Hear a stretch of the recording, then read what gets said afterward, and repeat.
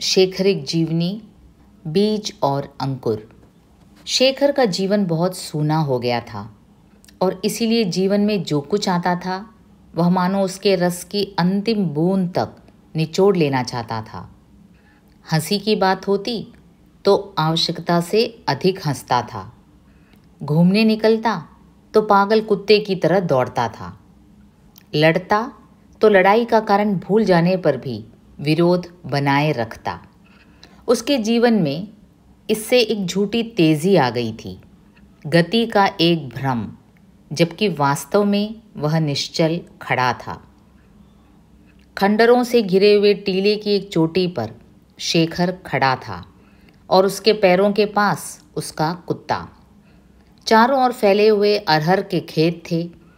कभी हवा का झोंका आता तो अरहर के पौधों की चोटियां कुछ झुक जाती और फिर सीधी हो जाती, मानो हरी वर्दी पहने हुए बहुत से सिपाही पहरा देते देते एक साथ ही ऊँघ गए हों और फिर जाग कर सावधान खड़े हो गए हों। कुत्ते का नाम था तैमूर।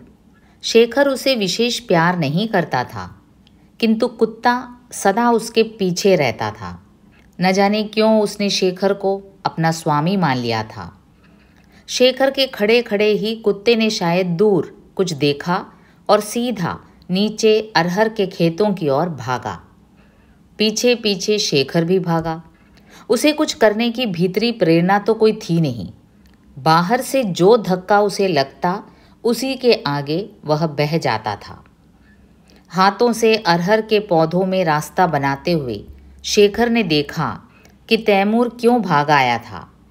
बहुत से बटेर अनेक दिशाओं में भागे जा रहे थे और तैमूर कभी एक के पीछे कभी दूसरे के पीछे दौड़ा फिरता था, पर पकड़ किसी को नहीं पाता था। जिधर जिधर तैमूर भागता उधर उधर शेखर बहता। अरहर धीरे धीरे बहुत घने हो गए। शेखर कंधे बढ़ाए, सिर झुकाए, हाथों से उन्हें चीरता हुआ बौराए सांड की तरह बढ़ने लगा। फिर भी तैमूर का साथ नहीं पा सका।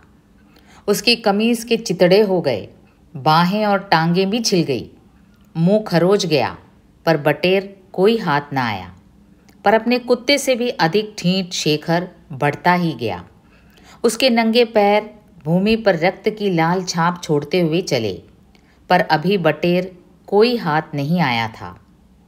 तैमूर ने उकताकर खेल छोड़ दिया, हार मान ली। शेखर भी झक मारकर रह गया। खंडरों के ऊपर सूर्य स्वर्ण बरसाता हुआ डूब रहा था। घर के पथ पर शेखर खून से लथपथ, थका हुआ, सिर झुकाए चला जा रहा था और सदा आगे रहने वाला तैमूर उसके पीछे पीछे मुंह लटकाए आ रहा था। बटेर कोई हाथ नहीं आया था, लेकिन खेल हो गया था, दिन बीत गया था। फिर अरहर के खेत, फिर आगे आगे शेखर और पीछे पीछे शेखर का कुत्ता तैमूर। अब तैमूर ही शेखर का भाई है, गुरु है, साथी है और सेवक है। अब देखिए, तैमूर जो है शेखर का कौन बन गया? भाई, गुरु, साथी, सेवक। शेखर की माँ सरस्वती को लेकर अपने पिता के गांव गई हुई है और शेखर पर किसी का नियंत्रण नहीं है। अब देखिए, मज़े की बात है कि माता पिता घर पर नहीं थे तो शेखर पर किसी का नियंत्रण नहीं था और शेखर उसका भरपूर फ़ायदा उठा रहा था। शेखर निरुद्देश्य भटक रहा है, लेकिन उस उद्देश्यहीनता में एक प्रतीक्षा है। शेखर गणेशी की बाट देख रहा है। गणेशी कौन है? गणेशी जात का डोम है। शेखर के पिता की देखरेख में कुली का काम करता है। छुट्टी के समय वह आतिशबाजी तैयार करता है। इसी नाते वह शेखर का मित्र है, क्योंकि वह बहुधा शेखर को साथ ले जाता है और उसके सामने चीज़ों को तैयार करता है। बारूद बनाता है, अनारों में भरता है, पटाखे लपेटता है और साथ साथ शेखर को बताता भी जाता है कि शोरा, गंधक, कोयला अलग अलग कूटने चाहिए और मिलाते समय लकड़ी की चीज़ें काम में लानी चाहिए कि आग न लग जाए। और छछूंदर लपेटने के लिए कागज़ को शोरे और सिरके के घोल में भिगोकर सुखा लेना चाहिए। कभी वह शेखर के आग्रह करने पर उसे बारूद कूटने भी देता है और कभी कभी कुछ पटाखे उसे दे देता है। उनकी दोस्ती इतनी बढ़ गई है कि कभी कभी शेखर पिता से कहकर गणेशी को छुट्टी दिला देता है और साथ घूमने ले जाता है। अब देखिए, बच्चा जैसे जैसे बढ़ता जाता है उसे एक तरफ अपना पालतू कुत्ता अपना गुरु लगने लगता है, अपना साथी लगने लगता है, और वहीं अपने घर का नौकर गणेशी वो भी अपना साथी लगने लगता है। क्यों? क्योंकि गणेशी उसे शामिल करता है। बड़े जो करते हैं उसमें बच्चों को जब शामिल किया जाता है तो बच्चों को उनसे ज़्यादा लगाव होता है। तो ये घर का नौकर है गणेशी, शेखर को उसके प्रति काफ़ी लगाव होता है क्योंकि गणेशी जो कुछ करता है वो उसे दिखाकर करता है और उसे शामिल भी करता है। आज उसकी प्रतीक्षा यूं हुई कि शेखर ने एक गोह लाने के लिए भेजा था। गणेशी ने ही उसे बताया था कि गोह कैसी भी दीवार चढ़ सकती है और उससे चिपक जाती है। गो आपको पता है, गो ये होता है, ये चिपक जाता है दीवार पर। अगर कोई उसकी दुम पकड़कर लटक जाए तो भी नहीं छोड़ती, बल्कि पुराने ज़माने में लोग उसकी दुम में रस्सी बांधकर उसके सहारे किले की दीवारें फांदा करते थे। बड़े बड़े किले, जो फोर्ट है ना, जो राजाओं के जो किले हुआ करते थे, सेफ्टी के लिए उनके जो महल की सेफ्टी के लिए किला बनाया जाता था। और दुश्मन क्या करते थे, इस गो के सहारे ऊपर चढ़ते थे। उतना स्ट्रांग था जो गो।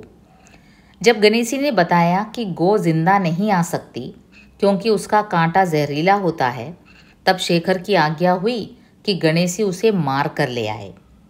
शेखर अरहर का खेत पार करके निकला तो देखा सामने से गणेशी चला आ रहा है। दुबला पतला काला भूत, एक हाथ में लाठी लिए और दूसरे में दुम पकड़कर मरा हुआ गिरगिट सा लटकाए। पास आते ही बोला, बबुआ यह लो गोह। शेखर थोड़ी देर उसकी ओर देखता रहा। उसे कुछ निराशा सी हुई। यही है गो? फिर वह बोला, इसकी चमड़ी उतारो, हम रखेंगे। गणेशी ने हंसकर बताया कि गोह की चमड़ी बहुत पतली होती है, खाल नहीं उतर सकती। पर शेखर उसकी बातों में आने वाला नहीं था। खाल चीते की भी उतर सकती है, वह नित्य एक पर बैठता है, तब गोह की क्या बिसात। बोला, हम जो कहते हैं उतारो। गणेशी ने देखा, मानना पड़ेगा। उसने एक चाकू निकाला और गोह का पेट चीर डाला। शेखर कुत्ते को पकड़कर खड़ा रहा। आधे घंटे में खाल खिंच गई। शेखर ने कहा, इसे धूप में सूखने डाल दो, सूख जाएगी तब धो लेंगे। गणेशी ने कुछ कहे बिना मुस्कुराकर उसे सूखने के लिए फैला दिया। 3 दिन बाद वहाँ जो शेखर ने देखा वह कहने की ज़रूरत नहीं है। जब गणेशी ने हंसते हुए पूछा, बबुआ तुम देख आए वह गोह की खाल सूख गई है कि नहीं? तब उसने विस्मय दिखाते हुए कहा, कैसी खाल, कौन गो?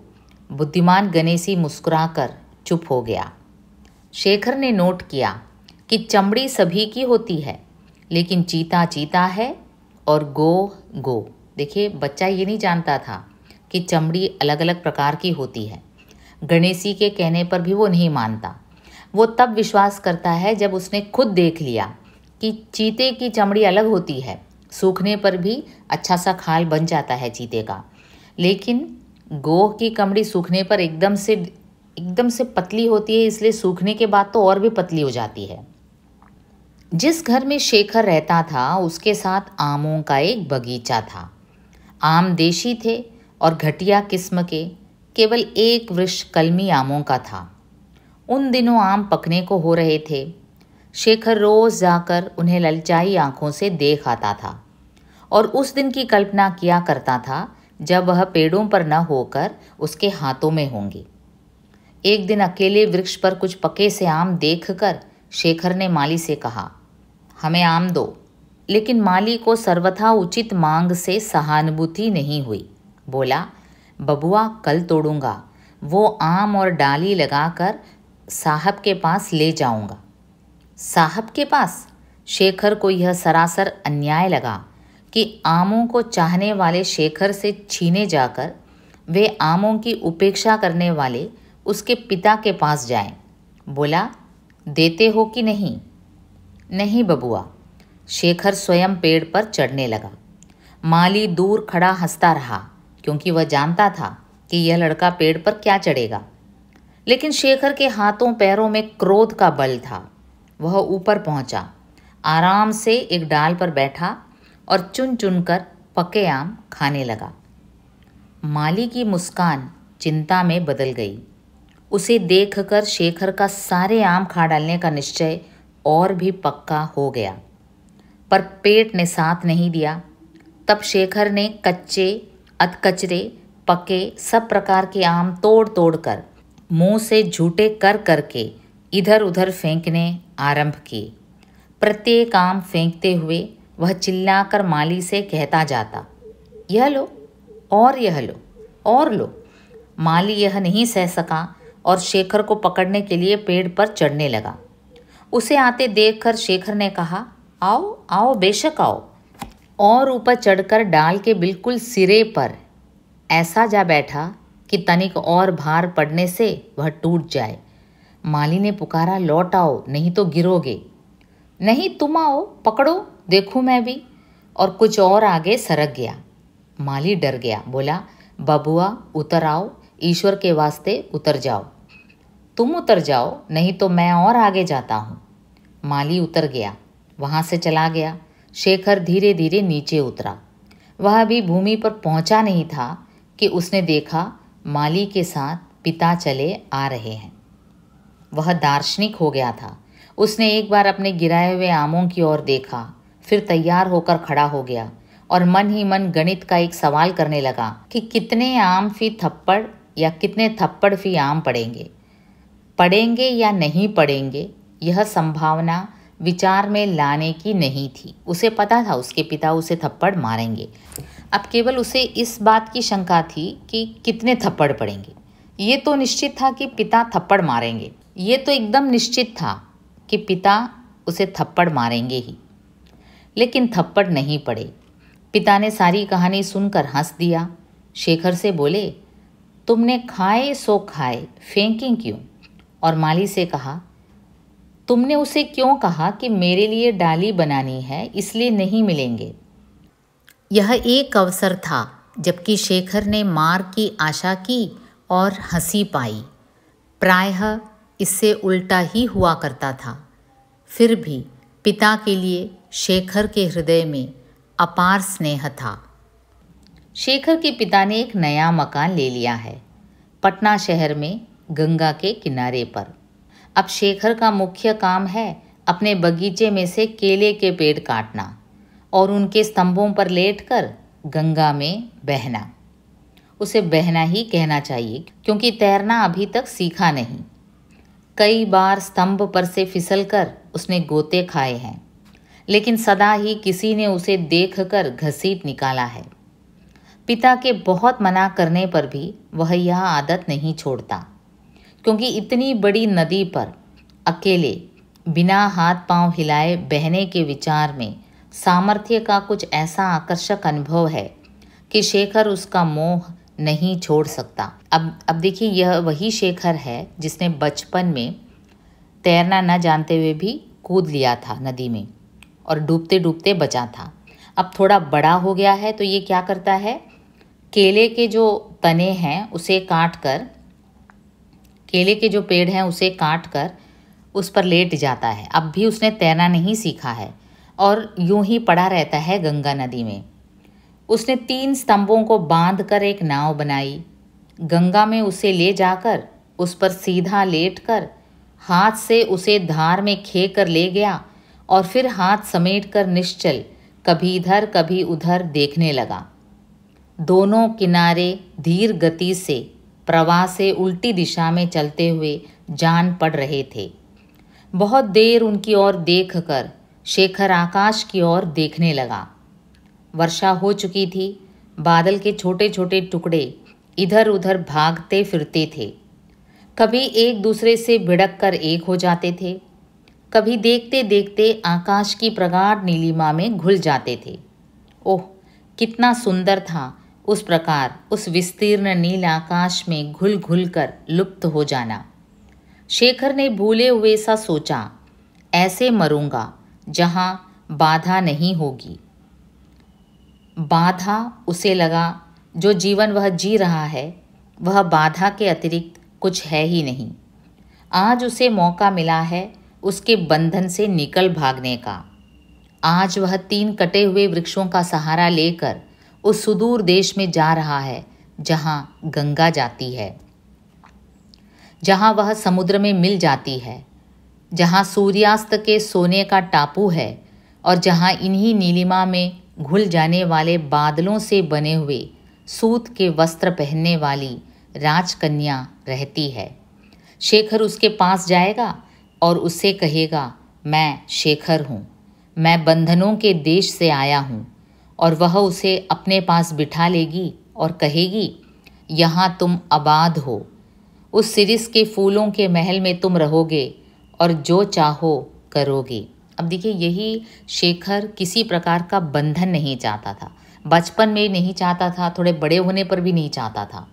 तो उसके मन में हमेशा यही लगा रहता था कि ये जो समाज है व्यक्ति को बढ़ने ही नहीं देता।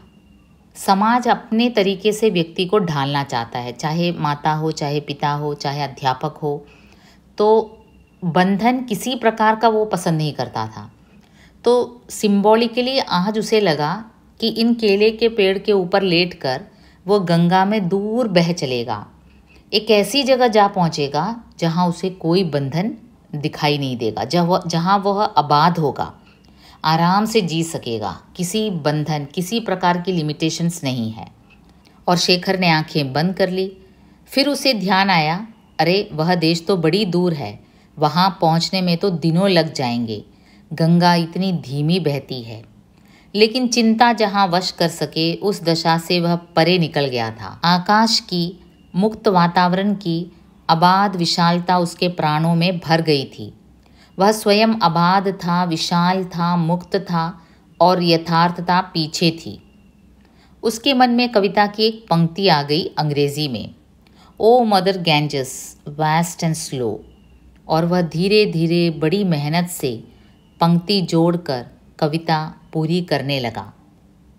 जिस क्षण में शेखर को मालूम हुआ कि कविता पूरी हो गई है, उसी क्षण में उसने यह भी अनुभव किया कि उसकी पीठ ठंड से अकड़ गई है और उसके हाथ सफ़ेद सुन्न पड़ रहे हैं।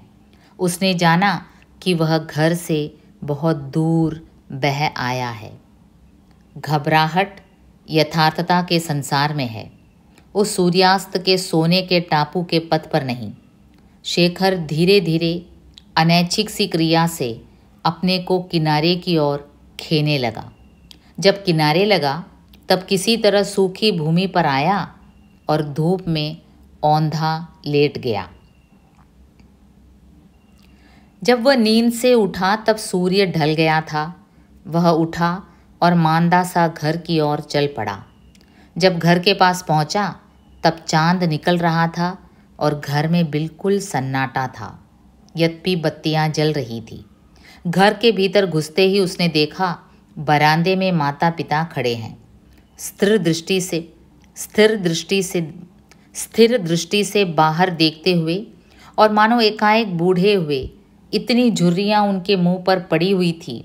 शेखर को देखते ही वे खींचे हुए चेहरे कुछ ढीले पड़े। माँ की आंखों में आंसू आ गए और पिता एकदम से लौटकर ऊपर चले गए। ये घर से निकले हुए से कई घंटे हो गए थे और माता पिता इतने चिंतित थे कि कुछ ही घंटों में एकदम से बूढ़े नज़र आ रहे थे। मतलब कि चिंता की रेखाएं उनके मुंह पर पड़ी हुई थी, क्योंकि ये लड़का जो है इसकी हरकतें ऐसी हैं कि हम कह नहीं सकते कि यह कब क्या कर बैठेगा। तो इन्हें शंका थी कि कहीं यह गंगा में डूब तो नहीं गया। उनके पीछे पीछे शेखर ने जाकर देखा, घर में कोई नहीं है।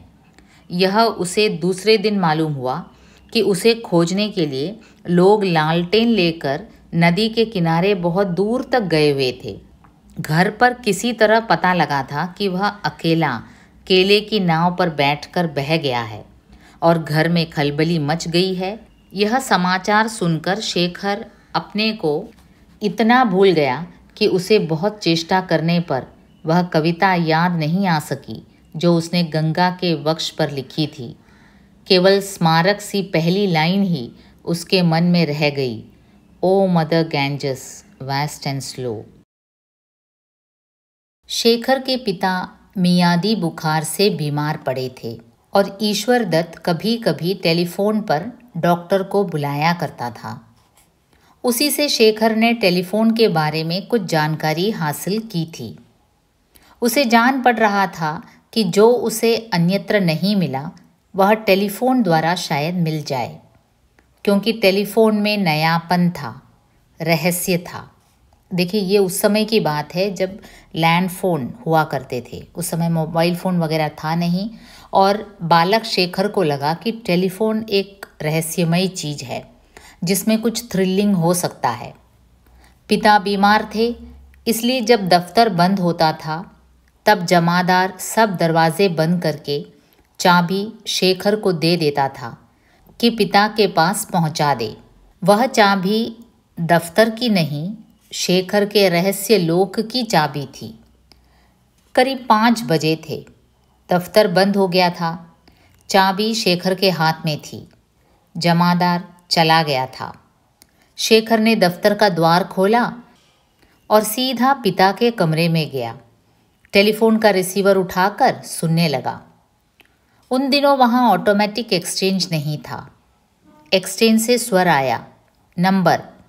शेखर ने एक दवाइयों की दुकान का नंबर दे दिया। फरमाइए, आपके पास थर्मामीटर है? क्या कीमत है? तो जाहिर है उस तरफ से किसी ने कुछ कहा होगा, दवाई की दुकान वालों ने।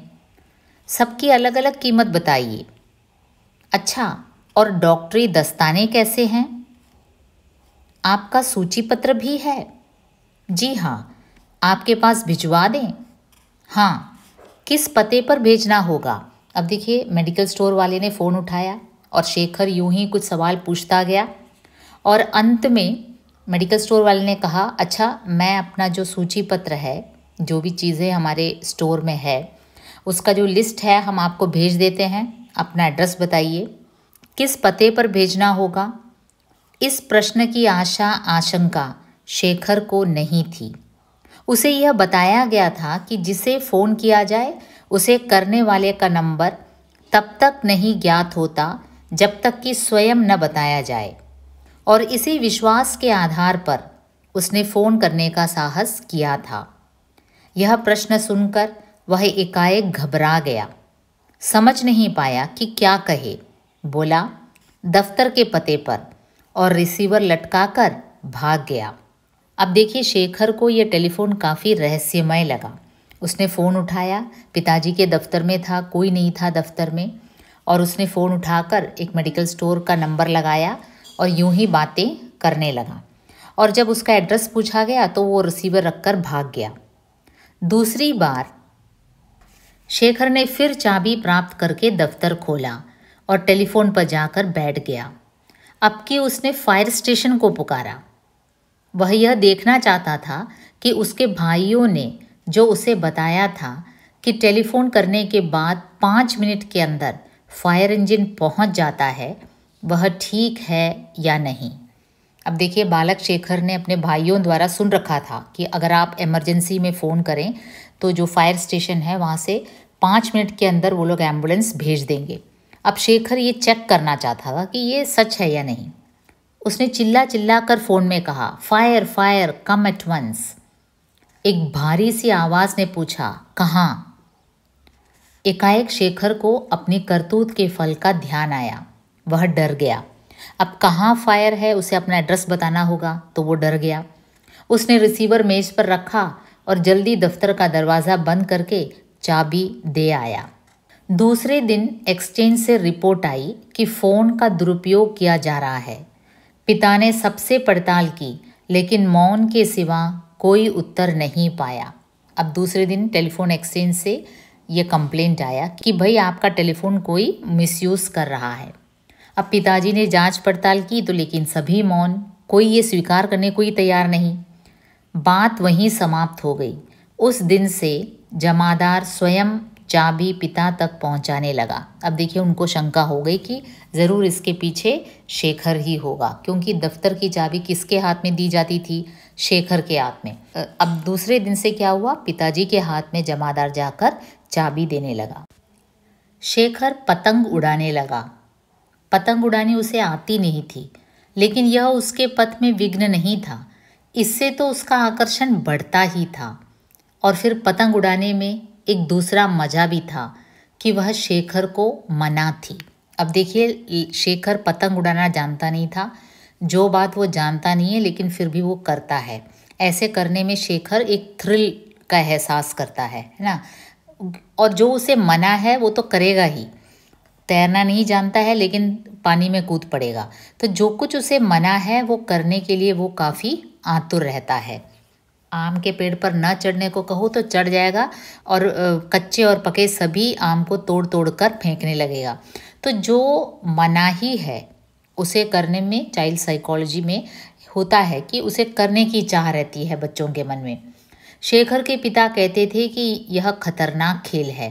पतंग उड़ाते उड़ाते कई लड़के कोठे पर से गिर पड़ते हैं। कई बार ऐसा होता है टेरेस के ऊपर, ओपन टेरेस में लड़के पतंग उड़ाते हैं और आवेश में आकर और पतंग उड़ाने की जो जोश में आकर कई बार क्या होता है लुढ़क कर नीचे गिर जाते हैं। तो इसलिए शेखर के पिताजी ने कह रखा था कि पतंग उड़ाना एक खतरनाक खेल है। शेखर का पतंग उड़ाने का ढंग यह था कि वह घर के बगीचे में किसी को बुलाकर कहता कि पतंग उड़ा दो। जब वह खूब ऊंची उड़ जाती तब चरखड़ी अपने हाथ में ले लेता और डोर को झटक कर नाचती हुई पतंग को देखकर अपने को विश्वास दिला लेता कि वही उड़ा रहा है, अतः उसी ने पतंग उड़ाई है ना। पहले तो किसी को पतंग उड़ाने को कहता और जब पतंग काफ़ी ऊंचा उड़ने लगता है हवा में तब यह डोर अपने हाथ में लेता है। उसे आज्ञा थी कि पिता के पास बैठे और समय समय पर दवा पिलाया करे। इसलिए नहीं कि वह इस काम में विशेष दक्ष था, इसलिए कि उसके पिता उसे अपने पास रखना चाहते थे, लेकिन पतंग उड़ाने में वह सब भूला हुआ था। अब उसे क्या इंस्ट्रक्शन दिया गया था कि पिताजी बीमार हैं, पिता के पास बैठकर उन्हें दवा पिलाया करे। और लेकिन शेखर पतंग उड़ाने में सब भूल गया था। पिता के चपरासी ने आकर विघ्न डाला। शेखर बाबू ऊपर चलो, साहब बुलाते हैं। ठहरो, हम ज़रा पतंग उड़ा लें, कहकर शेखर उसे भूल गया। चलो शेखर बाबू, मिनट भर बाद चपरासी फिर बोला। ठहर जाओ, कह तो दिया। चपरासी बार बार कहने लगा। जाओ जाके कह दो कि हम पतंग उतार कर आएंगे। चपरासी चला गया और थोड़ी देर में लौट आया। शेखर बाबू, साहब का हुक्म है कि नहीं आए तो पकड़ कर ले आओ, चलो। चपरासी ने एक दूसरे नौकर को बुलाकर पतंग की डोर तोड़कर उसके हाथ में दे दी कि वह उतारे और शेखर को उठाकर ले चला। शेखर की टांगें ही मुक्त थी। वह उन्हें पटकने लगा, लेकिन वह हवा से टकरा कर रह गई। तब उसने सारा जोर लगाकर अपनी पकड़ी हुई बाँह को झटका। वह छूट गई और जाकर चपरासी की नाक पर लगी और चपरासी ने उसे झट से ज़मीन पर रख दिया, जैसे बरे ने काट खाया हो, और चीखता हुआ ऊपर भागा क्योंकि नाक से खून छूट रहा था। अब देखिए शेखर के पिताजी ने आज्ञा दी थी चपरासी को कि पकड़ कर लाए, और वो वही करने लगा। पतंग के डोर को तोड़ दिया और शेखर को पकड़ कर लाने की कोशिश करने लगा और शेखर अपने आप को मुक्त करने की कोशिश करने लगा। तो इस बीच में क्या हुआ, भां का झटका लगा और हाथ छूट गया और शेखर का जो हाथ है वो चपरासी के नाक पर जाकर जोर से लगा, खून बहने लगा। आधी सीढ़ियाँ चढ़ा हुआ शेखर जंगले से सटकर खड़ा हो गया। इस आकस्मिक घटना का क्या फल होगा, यह सोचकर वह स्तब्ध हो गया। पिता इतने सख्त बीमार हैं, चारपाई पर हिल नहीं सकते, लेकिन उनका क्रोध, पिताजी का क्रोध वे अच्छी तरह जानते हैं। अभी तो बीमार हैं लेकिन फिर भी क्रोध में कोई कमी नहीं होगी। अब चपरासी के नाक से खून आया है, ये देखकर पिताजी से ज़रूर उसे मार मिलेगी। तभी शेखर ने देखा उसके पिता सीढ़ियों पर उतर रहे हैं, हाथ में एक छड़ी। हाथ कांप रहा है। दीवार पर कोहनी टेक कर संभल संभल कर पैर बढ़ाते हैं और दुबले कितने हो गए हैं। तो उस समय शेखर ने देखा उसके पिताजी काफ़ी दुबले नज़र आ रहे थे क्योंकि बीमार थे, लेकिन फिर भी उनके हाथ में छड़ी थी और क्रोध में कोई कमी नहीं थी। और उनकी आंखें न इधर देखती है न उधर, न छत की ओर न सीढ़ी की ओर, केवल शेखर पर स्थिर है। और उनके पीछे सीढ़ियों के ऊपर सरस्वती खड़ी है, जिसका मुख ऐसा हो रहा है कि पहचाना नहीं जाता, और उसकी मौन विस्फारित आँखें शेखर की आँखों पर जमी हुई कुछ कहना चाहती हैं, कुछ कह रही है जो वह मुंह से नहीं निकाल सकती। शेखर ने जान लिया कि उसे वहीं खड़े रहना है, हिलना नहीं है, सिर नहीं उठाना है, प्रतिवाद नहीं करना है, अपनी रक्षा नहीं करनी है। अब शेखर समझ गया पिताजी काफ़ी बीमार हैं, चल भी नहीं पा रहे हैं, लेकिन उसे मारने के लिए आ रहे हैं। अब ऐसे में और दिक्कत नहीं पैदा करना है, उसे भागना नहीं है, वहीं खड़े होकर मार खाना है, क्योंकि गलती आखिर उसकी है। वह खड़ा रहा। 6 बार छड़ी उठी और गिरी। 6 बार शेखर के शरीर में एक रोमांच सा हो आया, पर वह हिला नहीं। छड़ी रुक गई। पिता ने एक तीखी दृष्टि से शेखर के मुख की ओर देखा। केवल चपरासी वहीं खड़ा रह गया, जिसे यह घटना समझ नहीं आई, लेकिन जो न जाने क्यों लज्जित हो गया। शेखर ऊपर नहीं जा सका। थोड़ी देर बाद जब सरस्वती ने आकर कहा, शेखर चपरासी को कहो डॉक्टर को ले आए, तब वह नहीं पूछ सका कि क्या हुआ है, क्योंकि पिताजी एक तो बीमार पड़े थे, ऊपर से उनका गुस्सा इतना अधिक हो गया, उन्हें पीटना पड़ा अपने बेटे को, तो उनकी बीमारी और खराब हो गई। 2 घंटे बाद पिता ने शेखर को ऊपर बुलाया सुलह करने के लिए। वे कभी क्षमा नहीं करते, क्षमा छोटे को किया जाता है। जिस प्रकार क्रोध में वे छोटे को छोटा नहीं समझते, उसी प्रकार क्रोध के उतरने पर भी कितनी स्वच्छ एहसान के भाव से मुक्त, कितनी विशाल सर्वव्यापी होती है उनकी उदारता। इसीलिए शेखर पिटकर भी उन्हें पूछता है। अब देखिए, शेखर पिटता है अपने पिताजी से, लेकिन फिर भी वो अपने पिताजी के प्रति एक श्रद्धा भाव रखता है, पूजता है अपने पिताजी को, पूजा करता है। यानी पिताजी की एक ऐसी खासियत है कि वे कभी क्षमा नहीं करते, क्योंकि क्षमा छोटे को किया जाता है। और यहाँ पिताजी शेखर को अपने समान ही बड़ा मानता है, और बच्चा यही चाहता है, वो शेखर यही चाहता है कि बड़े उसे बड़े ही समझे। इसीलिए शेखर पिट कर भी उन्हें पूछता है, जैसे वह माँ को कभी नहीं पूछ सकता। माँ जो पीटती नहीं, पर जो क्षमा देती है अनुग्रह की चक्की में पीस कर।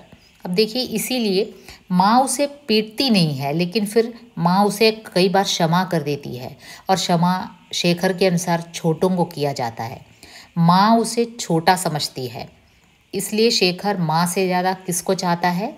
पिताजी को। अब देखिए, गांधी जी के विचारों से कैसे बाल शेखर प्रभावित होता है, उसकी ओर प्रकाश डाला गया है। गांव की एक नाटक मंडली है जो साल में 2 बार खेल करती है, होली के दिनों और दशहरा के दिनों। शेखर के पिता बड़े आदमी हैं, उस गांव के पड़ोस में रहने वाले सबसे बड़े आदमी। इसीलिए स्वाभाविक है कि उनकी आशीर्वादपूर्ण अनुमति मांग कर खेल किया जाए। वे स्वयं तो नहीं जाते, किंतु सत्य हरिश्चंद्र का खेल है, इसलिए लड़कों को जाना मिल गया। दृश्य आते हैं और चले जाते हैं, और शेखर की विवेक बुद्धि को, विवेचन शक्ति को साथ ले जाते हैं। अब देखिए, बालक शेखर बचपन में जो नाटक देखता है सत्य हरिश्चंद्र, तो ये जो नाटक जो है, या फिर जो लिटरेचर है, या फिर फिल्म है, गाने हैं, सभी हमें प्रभावित करते हैं। खास करके जब बच्चा छोटा होता है, तो ये जो दृश्य हैं शेखर की विवेक बुद्धि पर असर डालती है, उसकी विवेचन शक्ति पर असर डालती है। वह मुग्ध, विश्वासी, परिणत बैठा रहता है और देखता जाता है, तो ये सब उसे प्रभावित करता है। उसी समय असहयोग की एक लहर आई और देश उसमें बह गया। शेखर भी उसमें बहने की चेष्टा करने लगा, और जब नहीं बह पाया तब हाथों से खेकर अपने को बहाने लगा। तो वो उस समय भारत की परिस्थितियाँ ऐसी थी कि असहयोग आंदोलन, ओके, नॉन कोऑपरेशन मूवमेंट जो हमने पढ़ रखा है हिस्ट्री में ब्रिटिश वालों के खिलाफ, तो उसकी एक लहर आई। उसने विदेशी कपड़े उतार कर रख दिए, जो 2-4 मोटे देशी कपड़े उसके पास थे वही पहनने लगा। अब देखिए बाल शेखर के मन में भी अपने देश के प्रति एक भावना जागृत हुई। तो वो उस समय क्या था, विदेशी कपड़ों को त्यागने का चलन था। तो शेखर ने भी अपने विदेशी कपड़े उतार कर रख दिए, 2-4 जो मोटे देशी कपड़े उसके पास थे वही पहनने लगा।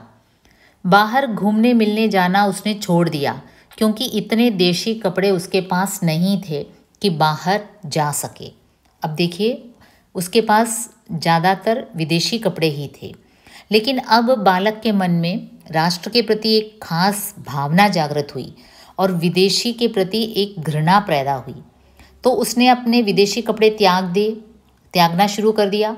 तो ऐसे में क्या है, बाहर घूमना आना जाना कुछ बंद हो गया, कुछ कम हो गया, क्योंकि उसके पास उतने देशी कपड़े नहीं थे कि बदल बदल कर पहनकर बाहर जाए। प्रायः दोपहर को वह ऊपर की एक खिड़की के पास जाकर खड़ा हो जाता और बाहर देखा करता। कभी दूर से जब बहुत से कंठों की समवेत पुकार उस तक पहुंचती, गांधी का बोलबाला दुश्मन का मुंह हो काला, तब उसके प्राण पुलकित हो उठते और वह भी अपनी खिड़की से पुकार उठता, गांधी का बोलबाला दुश्मन का मुंह हो काला। अब देखिए जब ये नारे वो सुनता तो वो भी ये कह उठता कि गांधी का बोलबाला हो दुश्मन का मुंह, यानी विदेशी अंग्रेज़ों का मुंह काला। इससे आगे वह जा नहीं सकता था। घर से अनुमति नहीं थी, लेकिन अनुमति का न होना ही तो एक अंकुश था जो निरंतर उसे कोई मार्ग ढूंढने के लिए प्रेरित किया करता था। अब देखिए वो अपनी खिड़की से ये सब देखता था, नारे देखता था और पुलकित होता था, लेकिन घर से बाहर रास्ते पर आकर गांधी जी का बोलबाला का नारा लगाना, उसके लिए उसके पास अपने पिताजी की अनुमति नहीं थी।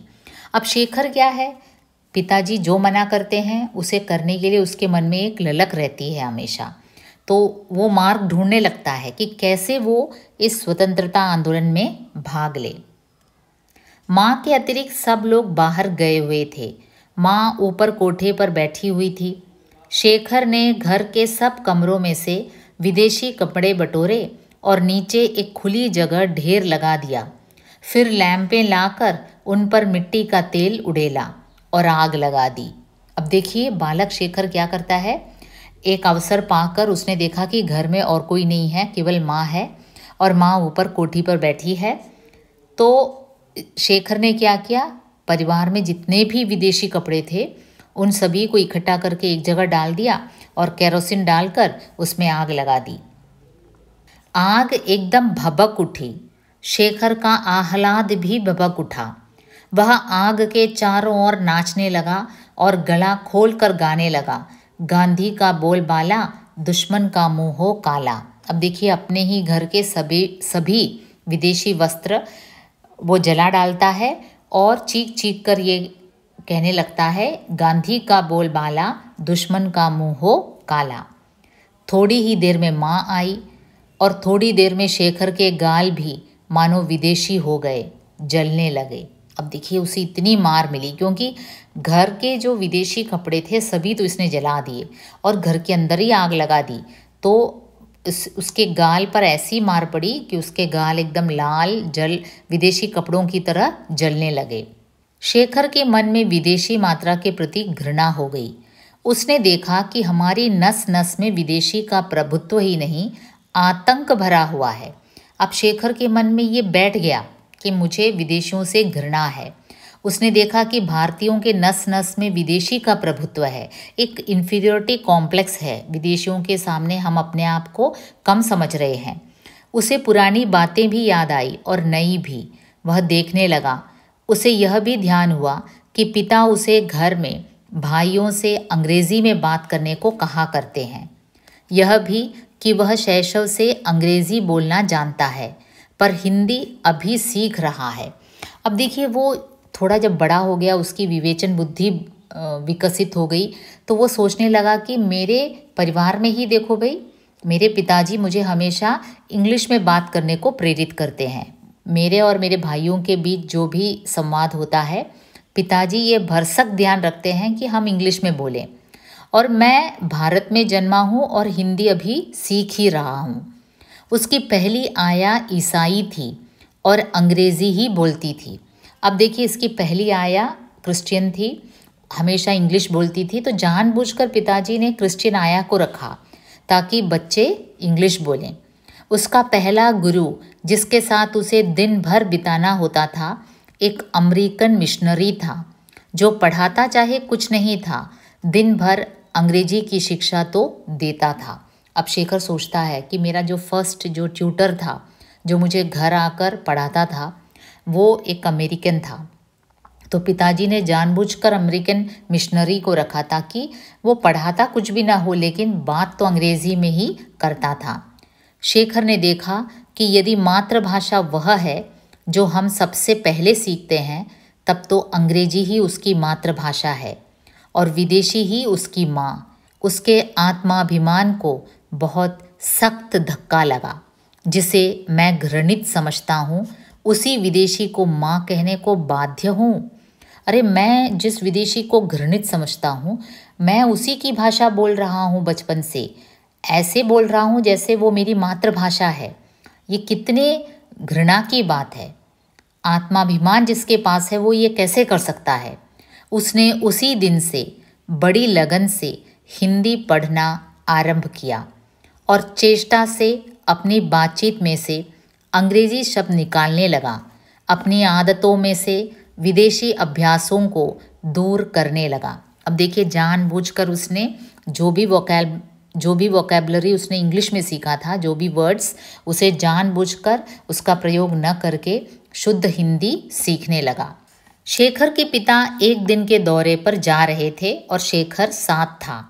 बांकीपुर स्टेशन पर सामान रखकर पिता और पुत्र वेटिंग रूम के बाहर टहल रहे थे। शेखर कुछ आगे, पिता पीछे पीछे। पास से एक लड़का आया और शेखर की ओर उन्मुख होकर अंग्रेजी में बोला, तुम्हारा नाम क्या है। अब देखिए एक स्टेशन में एक ऐसा इंसिडेंट हुआ कि एक लड़का आया और उसने इंग्लिश में बात की कि व्हाट्स योर नेम। शेखर ने सिर से पैर तक उसे देखा। लड़का एक अच्छा सा सूट पहने था, सिर पर अंग्रेजी टोपी और उसके स्वर में अहंकार था। शायद वह अपने अंग्रेजी ज्ञान का परिचय देना चाहता था। अब शेखर के मन में एक तो राष्ट्र भावना एकदम तीव्र रूप से उस उम्र में पैदा हो रही थी। वो जानबूझकर अंग्रेजी न बोलकर हिंदी सीखना चाहता था। तो ऐसे में रेलवे स्टेशन में क्या हुआ, एक लड़का आया और वो काफ़ी अहंग भावना से इंग्लिश में इसका नाम पूछता है। शेखर को प्रश्न बुरा और अपमानजनक लगा। उसने उत्तर नहीं दिया। कुछ इसलिए भी नहीं दिया कि पीछे पिता थे और पिता की उपस्थिति में बात करते वह झिझकता था। एक तो पीछे पीछे पिता चल रहे थे, तो पिता के सामने उसकी बोलती भी बंद हो जाती थी। और दूसरी बात यह है कि जो लड़के ने इंग्लिश में पूछा नाम, तो वो बताना ही नहीं चाहता था इंग्लिश में उत्तर। उस लड़के ने समझा उसका सामना करने वाला कोई नहीं है, यह लड़का शायद अंग्रेजी जानता ही नहीं। उसने तनिक और रौब में कहा, my name is so and so, do you go to school. अब लड़का झाड़ने लगा इंग्लिश में। उसे लगा कि ये जो लड़का है शेखर, उसे तो इंग्लिश पता ही नहीं है, तो वो और इंग्लिश में झाड़ने लगा कि मेरा नाम ये है, क्या तुम स्कूल में जाते हो। शेखर के पिता वहाँ न होते तो वह प्रश्न का उत्तर चाहे न देता, पर कुछ उत्तर अवश्य देता। उसके मन में यह संदेह उठ भी रहा था कि यह लड़का शायद कोई पाठ ही दोहरा रहा है, अंग्रेजी उतनी जानता नहीं। पर उसने घृणा से उस लड़के की ओर देखा, उत्तर कोई नहीं दिया। अब शेखर अच्छी तरह इंग्लिश में बात करना जानता था क्योंकि उसने बचपन से ही इंग्लिश सीखा है, लेकिन ये लड़का जो है इंग्लिश ऐसे बोल रहा था मानो वो ठीक से इंग्लिश जानता नहीं, लेकिन झाड़ना चाहता है, रौब दिखाना चाहता है। तो शेखर ने समझा कि उत्तर ही नहीं देना है।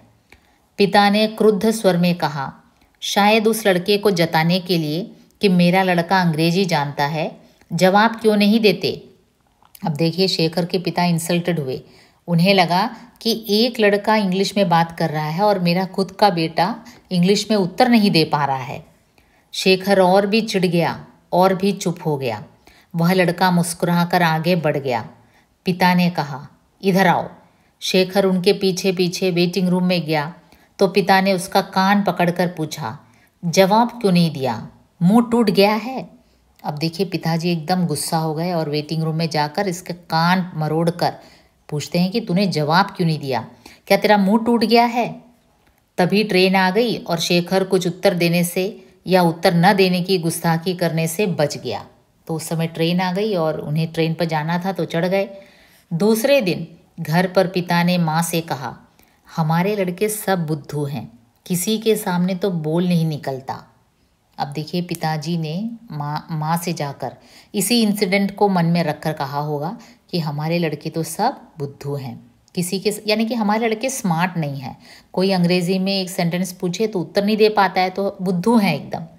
शेखर ने सुन लिया। अब देखिए बच्चा जब पिता के द्वारा ये ऐसे कमेंट सुनता है तो उसके मन में काफ़ी फीलिंग होता है, काफ़ी हर्ट होता है। अपने ही जब अपने बारे में कहते हैं तो ज़्यादा दुख होता है। तो शेखर ने ये सुन लिया। शेखर जेल में बैठे बैठे अपनी ज़िंदगी के बारे में अवलोकन करता है। खास करके जब आप स्वतंत्र न हो, जब आप जेल में हो, तो स्वाभाविक है कि आपके मन में जीने की जो लालसा है वो और जागृत हो जाती है। मृत्यु के बारे में आप सोचने लगते हैं और शेखर को लगता है कि मृत्यु एक हल न होने वाली पहेली है। उसे लगता है जिन्हें दुख है, दर्द है, वे सदा मृत्यु मांगते रहते हैं, उसके लिए प्रार्थी होते हैं। प्रार्थी होना मीन्स हमेशा कहना कि अगर मृत्यु आ जाए तो अच्छा ही हो। ऐसा लोग कहते हैं जिन्हें दुख है, दर्द है, लेकिन उनके लिए मृत्यु बड़ी भयंकर चीज़ होती है। वे उसके विचार से ही कांपते हैं। ऐसे व्यक्ति जो मृत्यु के लिए प्रार्थी होते हैं, मृत्यु की कामना करते हैं, वास्तविकता क्या है? मृत्यु उनके लिए बड़ी भयंकर चीज़ होती है। वे उसके विचार से ही कांपने लगते हैं। लेकिन मुझे लगता है मृत्यु एक ऑपरेशन है, जैसे दांत उखड़वा देना। अब देखिए शेखर का फिलॉसफी देखिए, उसका जीवन दर्शन देखिए। मृत्यु को वो किससे कंपेयर करता है? एक ऑपरेशन के जैसे। जैसे आपका दांत उखाड़ देना, कुर्सी पर बैठना पड़ता है, डॉक्टर एक झटका देता है, एक तीखा दर्द होता है और फिर शांति मिलती है, छुटकारा हो जाता है। मृत्यु भी वैसी ही है। शेखर का जीवन दर्शन देखिए। लोग समझते हैं कि जो जीवन को प्यार करते हैं वे मृत्यु से डरते हैं। बिल्कुल गलत। जो मृत्यु से डरते हैं वे जीवन से प्यार कर ही नहीं सकते, क्योंकि जीवन में उन्हें क्षण भर भी शांति नहीं मिल सकती। अब देखिए ये भी एकदम सच्ची है। जो मृत्यु से डरते हैं वे जीवन से कभी प्यार नहीं कर सकते। उनके मन में हमेशा ये डर लगा रहता होगा कि मेरी मृत्यु होगी, कब होगी, कैसे होगी, तो वो जी ही नहीं पाएंगे। सुख चैन से तो उनकी ज़िंदगी गुजरेगी ही नहीं। जीवन प्यारा है या नहीं, इसकी कसौटी यही है कि उसे बिना खेद के लुटा दिया जाए, क्योंकि विराट प्रेम मौन ही हो सकता है। जो अपना प्यार कह सकते हैं उनका प्यार ओछा है।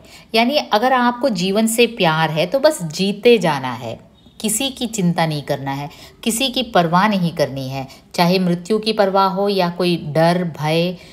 इन सभी भय से परे जो जीवन का आस्वादन करके जीता है वही वास्तव में जीवन को प्यार करता है, ऐसा शेखर को लगता है। मैं मरना नहीं चाहता, मैं दीवारों से कहता हूँ, मैं सींखचों से कहता हूँ, मैं हवा से कहता हूँ, मैं सुनने वाली न सुनती हुई हृदयहीन उपेक्षा से कहता हूँ, मैं मरना नहीं चाहता, मैं जीवन को प्यार करता हूँ, मैं मरना नहीं चाहता। देखिए अज्ञे जी एक अस्तित्ववादी विचारधारा पर विश्वास करने वाले व्यक्ति थे, क्षण में जीने वाले व्यक्ति थे। अस्तित्ववादी यानी कि एक्सिस्टेंशलिज्म यही मानता है कि आदमी अपने क्षण में जिए, किसी की परवाह न करके अपने सुख के लिए जिए। तो यहाँ लेखक कहता है, यानी कि शेखर कहता है, मैं मरना नहीं चाहता।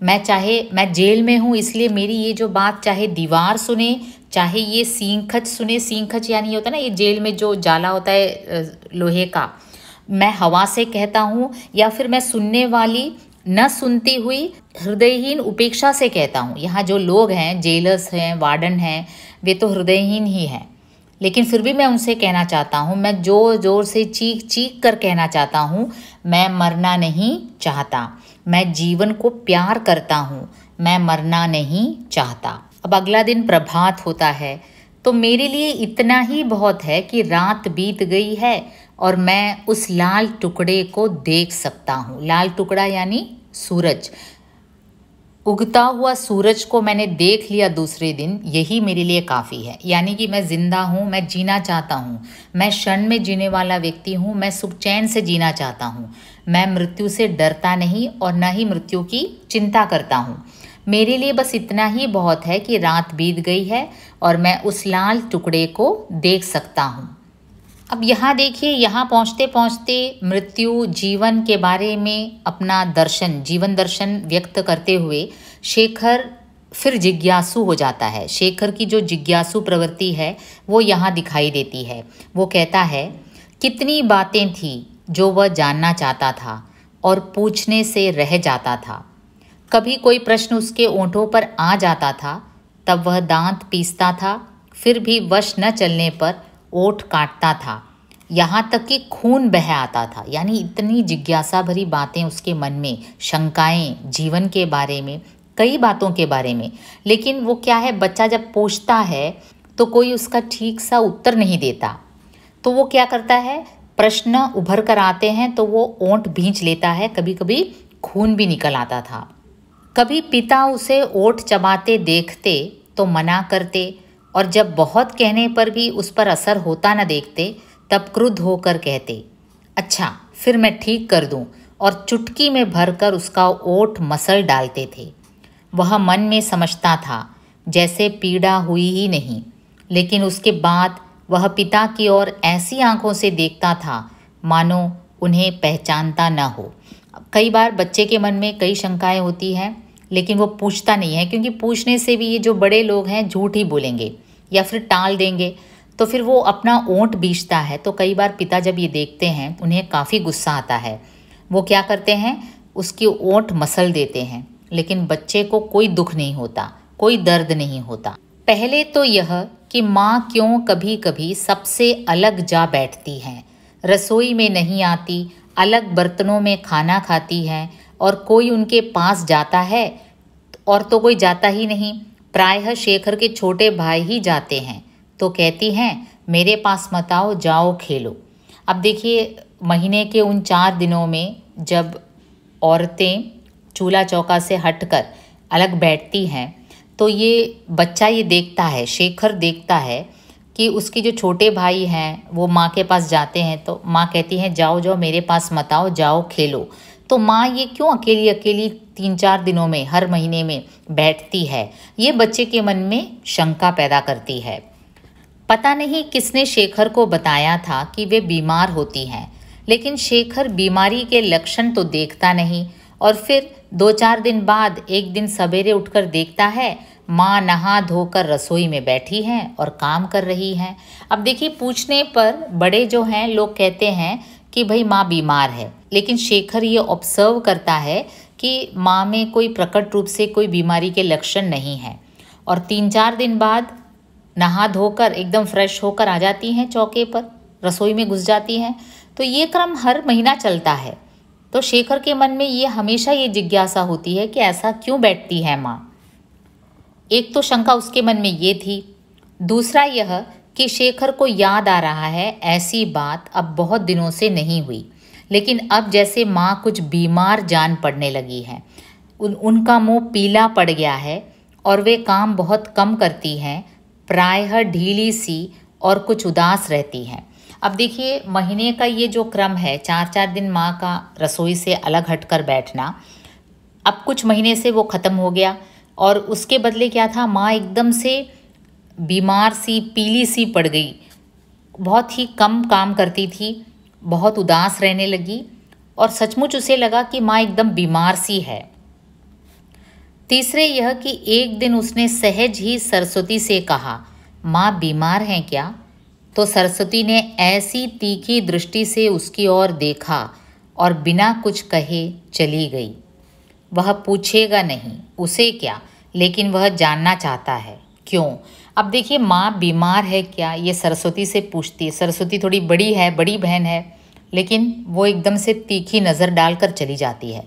अब शेखर को गुस्सा आता है, इस घर में कैसे लोग हैं, किसी से कुछ पूछो तो कोई उत्तर ही नहीं मिलता।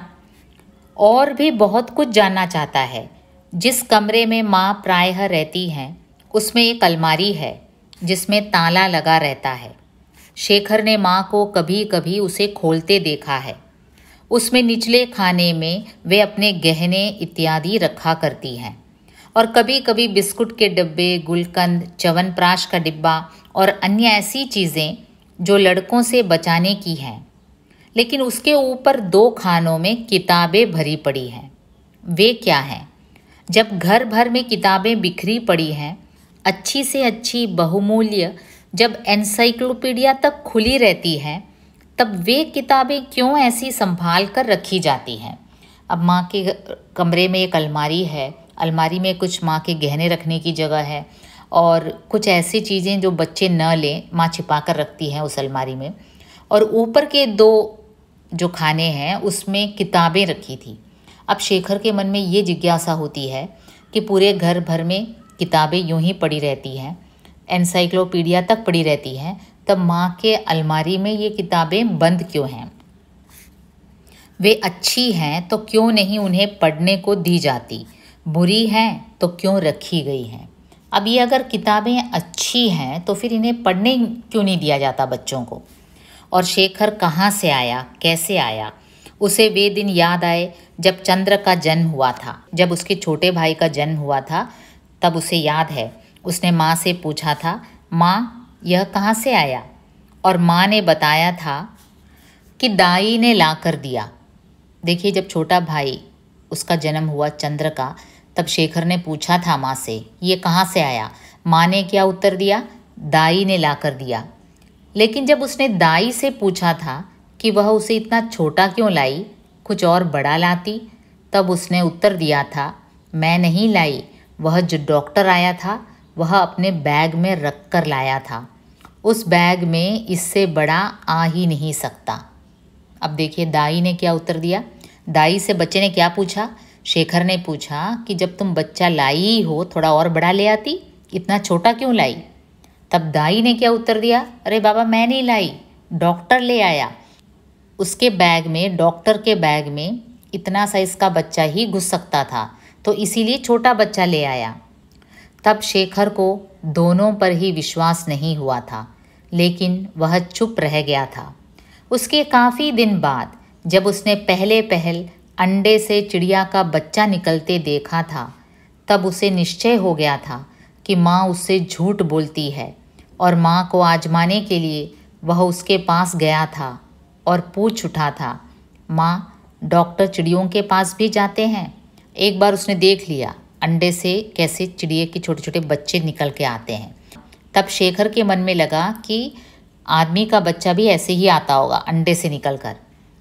माँ उसका प्रश्न समझी नहीं थी, बोली, नहीं तो क्यों? तब चिड़ियों के बच्चे कहाँ से आते हैं? अंडों में से निकलते हैं। यहाँ तक तो माँ सच बोल रही है। शेखर ने फिर कुछ अधिक आशा से पूछा, और अंडे कहाँ से आते हैं? ईश्वर भेज देता है। देखिए माँ कैसा उत्तर देती है। अक्सर हम भी जब बच्चों को, अगर ऐसे क्यूरियस जो बच्चे होते, हर एक बच्चा तो ऐसे सवाल नहीं उठाते, लेकिन अगर कोई उठाता है कोई बच्चा, तो जब हम उन्हें टालने के लिए गलत उत्तर दे देते हैं तो बच्चे के मन में साइकोलॉजिकली ये बात ठन जाती है कि जो बड़े लोग हैं उन पर विश्वास नहीं किया जा सकता, क्योंकि स्वाभाविक है कि थोड़ा बड़ा होकर वो सच जान ही जाएंगे। तो यहाँ शेखर के मन में भी ऐसा लगता है कि माँ कभी सच नहीं बोलती, ईश्वर भेज देता है। फिर वही दीवार ज्ञान के पथ में सबसे बड़ा विघ्न ईश्वर। तब उसने बहन से पूछा था, ईश्वर अंडे कैसे देता है। अब देखिए कई सवाल जो बच्चे के मन में उठता है तो अंततः वह ईश्वर तक पहुंच जाता है कि ईश्वर करता है, ये भगवान की मर्जी से ये सब होता है। अब ईश्वर के बारे में ज्ञान शेखर को बहुत कम था। वो अपनी बहन से जाके पूछता है, ईश्वर अंडे कैसे देता है। बारिश के साथ बरसा देता होगा। अब देखिए सरस्वती भी कैसे हाँकती है, वो कहती है बारिश के साथ बरसा देता होगा। लेकिन थोड़े दिन बाद शेखर जान गया कि यह भी गलत है। बारिश सब जगह एक सी होती है, तब अंडे क्यों अलग अलग घोंसलों में और तरह के होते हैं। और एक दिन उसने एक घोंसला देखा जो खाली था, दूसरे दिन उसमें अंडे थे और बीच की रात में बारिश नहीं हुई थी। देखिए कैसे वो कनेक्ट करता है। अगर बारिश से अंडे बरसते हैं तो हर एक घोंसले में अंडे क्यों नहीं होते। बारिश पिछली रात नहीं हुई थी, फिर भी दूसरे दिन सुबह देखा तो घोंसले में अंडे हैं। शेखर समझ गया था कि सब लोग उससे झूठ बोलते हैं और वह जानना चाहता था, ये लोग क्यों मुझसे झूठ बोलते हैं। मेरी बहन झूठ बोलती है, मेरे पिता, मेरी माता, मेरी दाई, सभी तो झूठ बोलते हैं। कुछ दिनों बाद क्या हुआ, एक कमरा अलग कर दिया गया, साफ किया गया, गोबर से लीपा गया, खिड़कियां बंद कर दी गई और माँ उसमें चली गई। ये क्या था, माँ प्रेग्नेंट थी। तो प्रेगनेंसी के पहले के जो महीने थे उसमें माँ काफ़ी शिथिल हो गई थी, बीमार सी लगने लगी थी और माँ को एक अलग कमरे में कर दिया गया था। एक दाई आकर उनके पास रहने लगी और सब लोगों को वहाँ आने जाने की मनाही हो गई। चंद्र के जन्म की बात याद करके इन लक्षणों से शेखर ने जान लिया कि दाई या डॉक्टर या कोई और शक्ति उनके परिवार पर एक बार फिर कृपा दृष्टि करने वाली है और वह डॉक्टर के आने की प्रतीक्षा करने लगा। अब देखिए इसी प्रकार चंद्र के जन्म के समय भी माँ अलग जगह जाकर रहने लगी थी, यानी कि डिलीवरी के निकट होते ही डिलीवरी के डेट के निकट होते ही माँ एक अलग जगह जाकर रहने लगी थी। अब ये लक्षण अब फिर आने लगे तो फिर शेखर को पता चल गया कि शीघ्र ही कोई बच्चा घर में आने वाला है। अब उसके मन में क्या शंका थी, जो डॉक्टर माँ को देखने के लिए आता है वही बच्चा लेकर आता होगा। और वो प्रतीक्षा करने लगा डॉक्टर का। रात में एकाएक शेखर चौंक कर जागा। वह नहीं समझ सका कि वह क्यों जागा, लेकिन उसे ऐसा लगा अवश्य कुछ हुआ है। वातावरण में किसी दबाव से की भनक उसे मिली। वह उठकर बैठ गया, चारों ओर देखने लगा। उसने पाया उसके साथ वाली चारपाई खाली है, सरस्वती वहाँ नहीं है। वह चारपाई से उतरा और दूसरे कमरे में गया जहाँ पिता सोते थे। पिता वहाँ नहीं थे। निचली मंजिल में प्रकाश था। अब देखिए अचानक वो जागा और उसने पाया कि उसके पास वाले जो खाट में जो सरस्वती सोती है वो नहीं थी, नीचे पिता के कमरे में पिता भी नहीं थे। तो रात में ये सब कहाँ चले गए। न जाने क्यों शेखर को साहस नहीं हुआ कि वह नीचे जाकर देखे। पहले कभी ऐसी बात हुई होती तो वह अवश्यमेव नीचे जाकर देखता, लेकिन अब नहीं। अब वह बुझ जाना चाहता है, दिखना नहीं चाहता। कोई उससे पूछे कि वह क्या करने आया, इसका उत्तर देना तो क्या, यह प्रश्न सुनने का भी साहस उसमें नहीं रहा। अपने आप में उसका विश्वास टूट गया। अब देखिए बच्चा रात को जब जागता है, शेखर देखता है कि सरस्वती अपने बेड में नहीं है, पिताजी अपने कमरे में नहीं है। तो शेखर को लगता है कि कुछ तो हुआ है इस घर में, कुछ तो घटना हुई है, तभी ये लोग सब गायब हैं। लेकिन वो अगर पूछेगा भी तो ये लोग सच कहेंगे नहीं।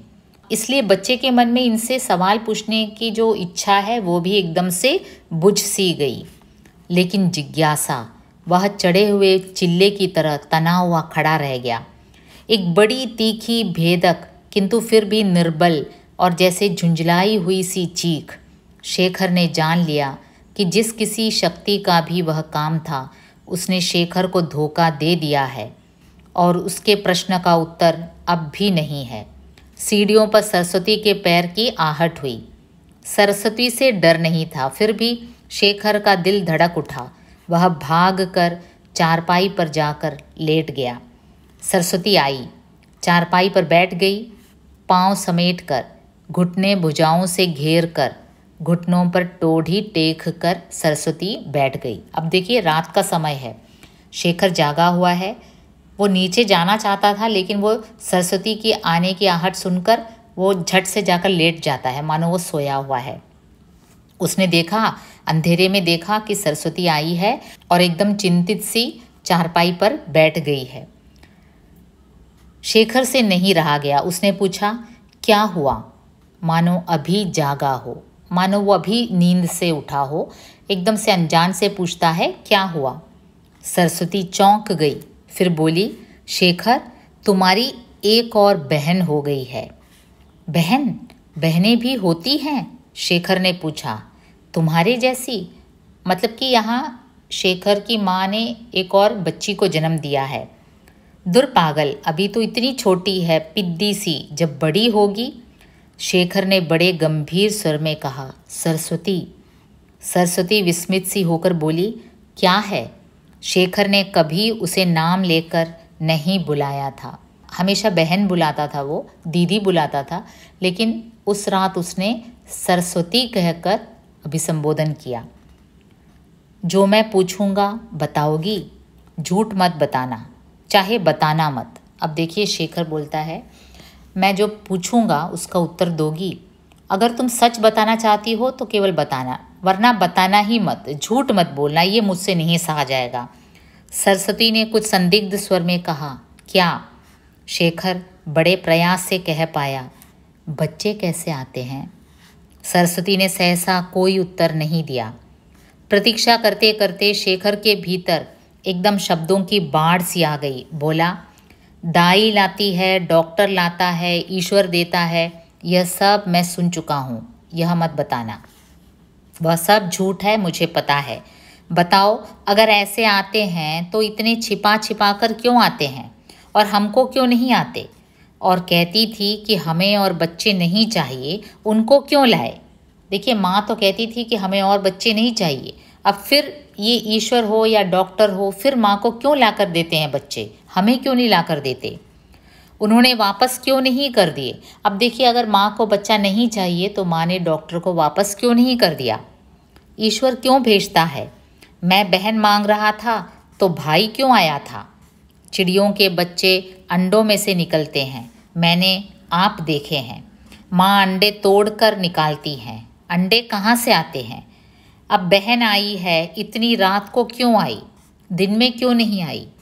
अब देखिए, अब हमारे घर में बहन आई है तो इतनी रात को क्यों आई, दिन में क्यों नहीं आई? और हमें वहाँ जाना क्यों नहीं मिलता? और सब लोग झूठ क्यों बोलते हैं? बताओ, तुम्हें पता है?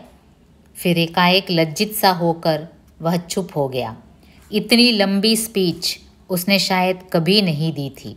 इतने सारे सवाल बच्चे के मन में थे कि अगर ईश्वर लाता है बच्चा तो सुबह क्यों नहीं लाता, हमारे लिए क्यों नहीं लाता? जब मैं भाई मांगता हूँ तो बहन क्यों लेकर आता है? जब माँ कहती हैं कि उसे और बच्चे नहीं चाहिए तो माँ को ही क्यों ला कर देता है डॉक्टर? और अगर माँ को नहीं चाहिए तो माँ वापस क्यों नहीं करती? इतने सारे बड़े बड़े सवाल वो सरस्वती से पूछ बैठता है। सरस्वती ने कुछ टालते हुए से कहा, क्यों, ईश्वर नहीं भेजता? झूठ मत बोलो बहन। सरस्वती ने किसी तरह कहा, माँ के शरीर में से निकलते हैं। शेखर उठ बैठा। अब देखिए, ये शेखर के लिए एक नई बात थी। उसने कभी नहीं सोचा था कि माँ के शरीर के अंदर से बच्चा निकलता है। वो उठ बैठा, कहाँ से, कैसे? माँ के शरीर से कहाँ से निकलता है, कैसे निकलता है? मुझे नहीं पता, कहकर मुंह सिर लपेटकर सरस्वती लेट गई। फिर शेखर ने बहुत बुलाया, उठकर जाकर हिलाया भी, लेकिन वह नहीं बोली, नहीं बोली। इतना उसने कह दिया सरस्वती ने कि माँ के शरीर से बच्चा निकलता है, लेकिन आगे के जो प्रश्न थे, कहाँ से कैसे निकलता है, ये सरस्वती ने नहीं कहा। शेखर लेट गया और छत की ओर देखने लगा, और मानो अपने ही व्यक्तित्व के जोर से अपने को वहाँ छत पर टांग कर उससे कहने लगा, शेखर तू सोच, किसी से पूछ मत, तू सोच, तू बता, तू कहाँ से आया, कैसे आया? अब देखिए, शेखर सोचने लगा कि अगर बच्चा माँ के शरीर से आता है तो स्वाभाविक है कि मैं भी माँ के शरीर से ही आया हूँ। तो तू ही सोच शेखर, तू अपना IQ लगाकर सोच कि तू कहाँ से आया। सवेरा हो गया और शेखर तब भी अपनी आँखों से उसे वहाँ स्थापित किए हुए छत पर टंगे अपने प्रतिरूप से वही प्रश्न पूछ रहा था। बच्चे माँ के शरीर में से निकलते हैं। सरस्वती ने झूठ नहीं कहा था, नहीं तो वह इतनी लज्जित न होती। इतने दुख और कष्ट और जलन के बाद एक बात शेखर के हाथ आई है, जो सच है, जो है और बस है, बदल नहीं सकती। बच्चे माँ के शरीर से ही निकलते हैं। लेकिन इससे आगे एक दीवार, जिसकी एक एक ईंट है ईश्वर और समाज और कुटुंब और माँ बाप और परंपरा, जिसे जोड़कर एक रखने वाला सिरमट है डर। अब एक सच तो उसने जान लिया शेखर ने, लेकिन और भी ऐसे कई सच हैं जिसे जानने के लिए विलंब के रूप में कौन कौन आता है। ईश्वर आता है, समाज आता है, उसका परिवार आता है, उसके माँ बाप आते हैं। सभी उससे सच नहीं बोलते, लेकिन आखिरकार सरस्वती ने एक सच तो बोल दिया कि बच्चे माँ के शरीर से आते हैं। अब शेखर काफी खुश हो गया, कुछ तो उसने जान। शेखर चोरी करने लगा।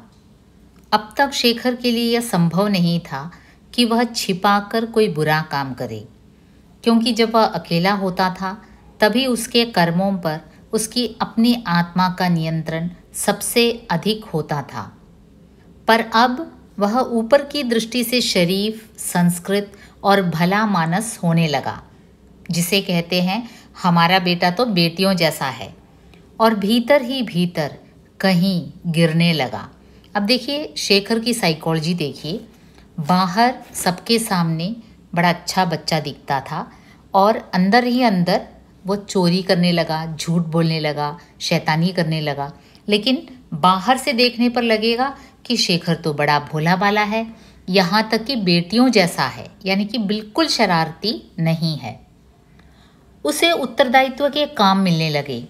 पहले जहाँ एक छोटा सा काम पाकर वह इतना प्रसन्न होता था और इतनी लगन से उसे करता था कि वह बहुधा बिगड़ भी जाता था, वहाँ अब वह प्रत्येक अवसर पर यही सोचता था कि मैं कैसे छिपे छिपे नुकसान कर सकता हूँ।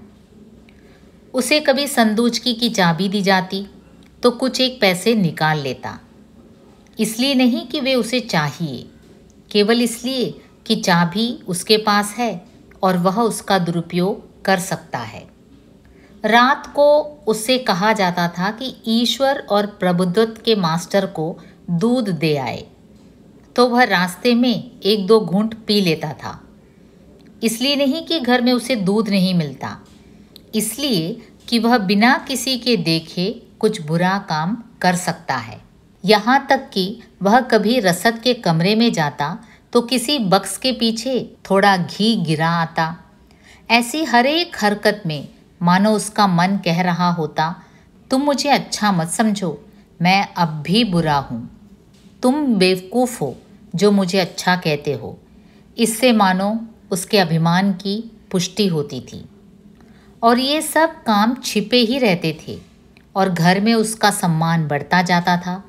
और ज्यों ज्यों वह बढ़ता जाता था त्यों त्यों शेखर का पतन भी अधिकाधिक होता जा रहा था।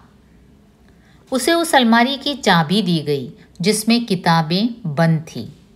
बादाम या कुछ ऐसी चीज़ निकालने के लिए उसे कहा गया था।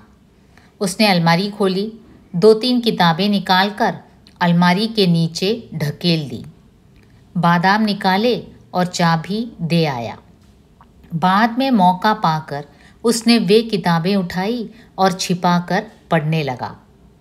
रद्दी गुलाबी या पीले कागज़ पर बड़े बड़े लखनऊ टाइप में छपे हुए उन किस्सों को पढ़कर शेखर सोचने लगा कि क्या है इनमें जो ये इतने सुरक्षित रखे जाते हैं। मालिन की बेटी, 2 जुरू का पति, बगदाद की बुढ़िया, 3.5 यार, 7.5 खून, 2-2, 3-3 करके शेखर ने सब किताबें देख डाली। इतनी रद्दी, इतनी भद्दी, इतनी बेहुदी थी वे कि शेखर का जी मिचला उठा। वह ऊब उठता। वे उससे पढ़ी नहीं जाती। फिर भी केवल इसीलिए कि वे मना थी, उन्हें पढ़कर शेखर बुरा काम कर रहा था। वह उन्हें पढ़ता जाता था और उसने सब पढ़ डाली। और कितना सुख होता था उसे जब वह मन ही मन माँ को संबोधन करके कहता था, तुम बड़ा अच्छा, बड़ा भोला समझती हो ना मुझे। मैं बदमाश हूँ, बिगड़ा हुआ हूँ और मैंने ये सब किताबें पढ़ डाली हैं जो तुमने बचा बचा कर रखी हुई हैं। अब देखिए, जो कुछ भी बच्चे के लिए मनाही है वो करने में बच्चे को बड़ा आनंद आता है। तो शेखर भी कोई एक्सेप्शन नहीं था। माँ ने अलमारी में कुछ पुस्तकें छिपा कर रखी थी क्योंकि शायद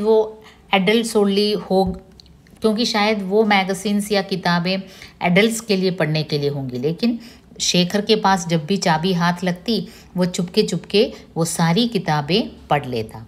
हालांकि उसे उन किताबों को पढ़ने में काफ़ी दिलचस्पी नहीं थी। एकदम भद्दी लगती, रद्दी लगती, बेकार की लगती, लेकिन फिर भी वो इसलिए पढ़ता था कि मनाही है।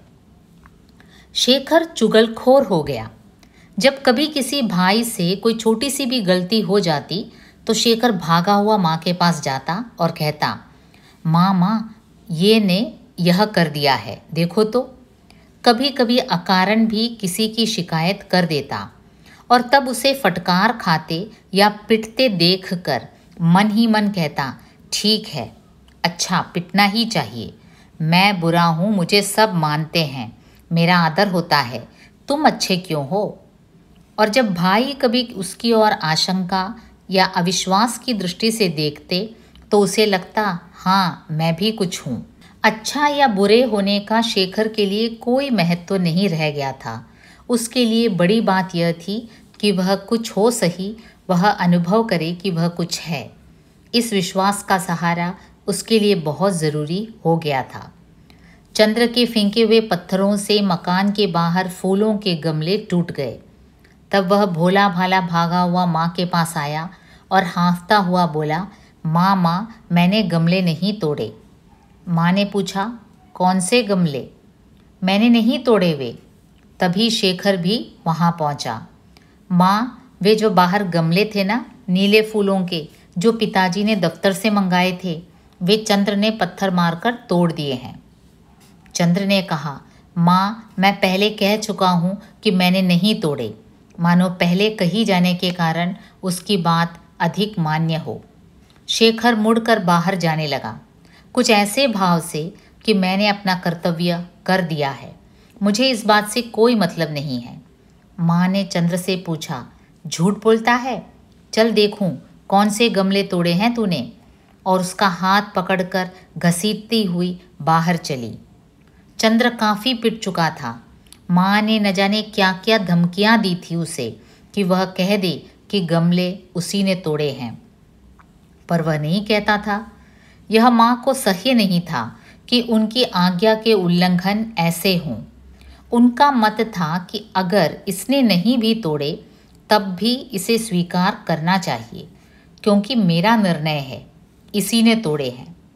शेखर कुछ दूर पर बैठा हुआ सामने किताब रखे यह दृश्य देख रहा था और उसे विस्मय हो रहा था उस माँ पर जिसके चेहरे पर क्रोध नहीं है, वाणी में रोष नहीं है, किंतु जो बच्चे को पीटती जा रही है और जिसके लिए यह इज्जत का सवाल हो रहा है कि बच्चा कह दे जो वह कहलाना चाहती है।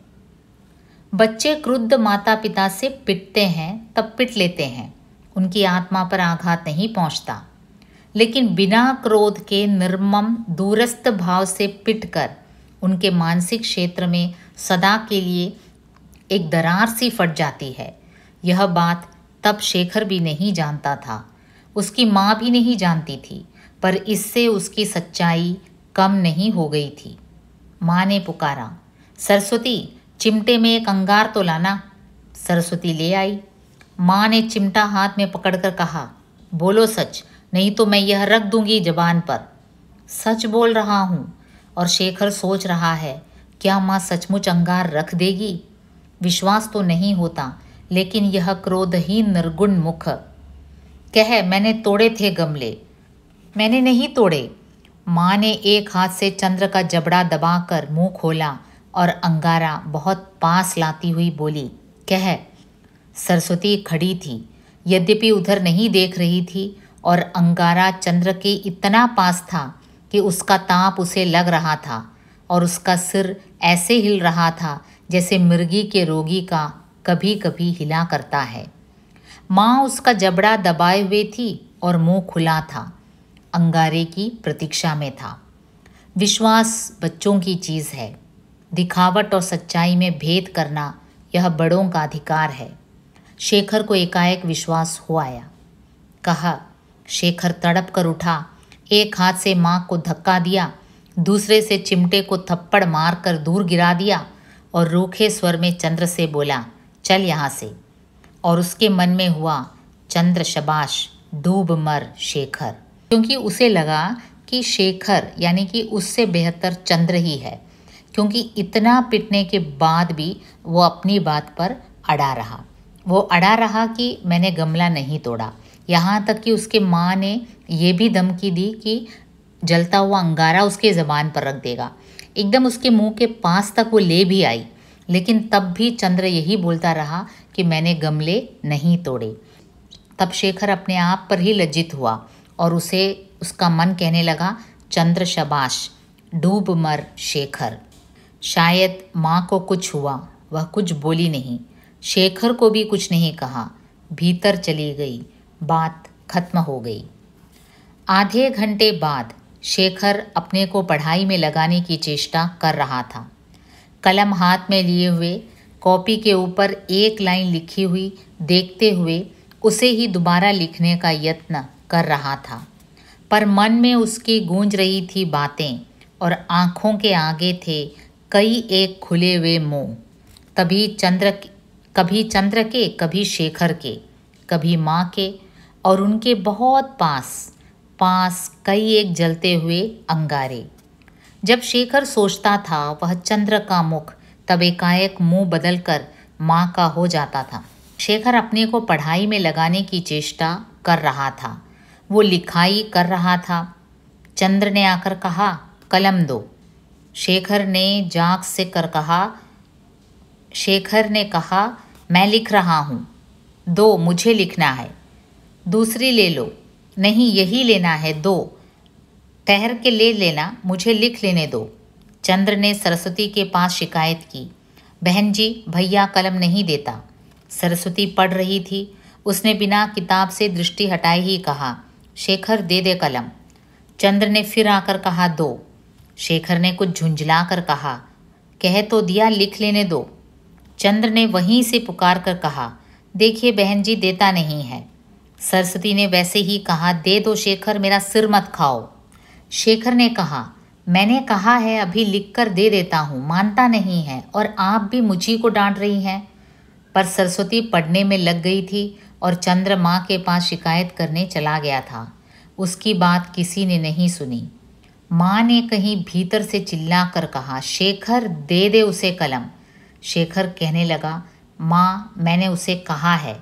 माँ लपक कर आई, क्या? मैंने उसे कहा है कि मैं कुछ नहीं जानती, पहले उसे कलम दे दे। माँ ने उसके मुंह पर एक चपत लगाकर कहा, देता है कि नहीं? माँ ने प्रत्येक शब्द पर जोर देते हुए कहा, मैं कहती हूँ पहले उसे कलम दे दे, फिर बात सुनूंगी। तब शेखर ने भी प्रत्येक शब्द पर जोर देते हुए कहा, मैं नहीं देता। माँ ने तड़ातड़ 2-4 थप्पड़ उसके लगा दिए और बोली, अभी उसकी हिमायत करने आया था। अब शेखर को मन ही मन लगा कि यह बात उसका पक्ष दृढ़ करती है, लेकिन वहाँ सुनता कौन था? है कहाँ वह कलम? चंद्र ने फुर्ती से कहा, भैया ने हाथ में दबाई हुई है। माँ उसकी मुट्ठी खोलने की कोशिश करने लगी। असफल होकर उन्होंने शेखर का हाथ मेज पर रखा और उसे पहले घूंसे से फिर पट्टी के सिरे से मारने लगी। वह नहीं खुला, लेकिन उसकी पीड़ा और अपनी विवशता पर क्रोध शेखर से नहीं सहा गया। उसने कहा, नहीं दूंगा, कह दिया नहीं दूंगा, चाहे जान से मार डालो। माँ ने एकाएक उसका हाथ छोड़ दिया और भौचक उसकी ओर देखने लगी। उसके स्वर में उस एक शब्द जान में कुछ था कि वे लज्जित हो गई।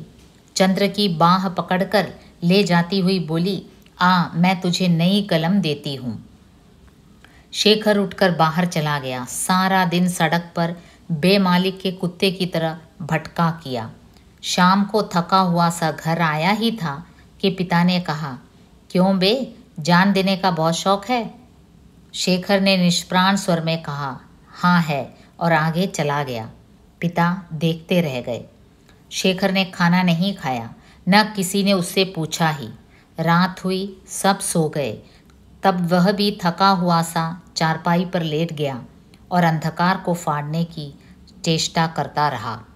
उसके सिरहाने की ओर कहीं से अनिश्चित सा स्वर आया, शेखर, और सरस्वती उसकी चारपाई के सिरे पर बैठ गई। शेखर ने उसकी गोद में सिर रख दिया। तब आंसू आए। सरस्वती ने उसका सिर उठाकर बहुत धीरे से तकिए पर रखा। वह सो गया था।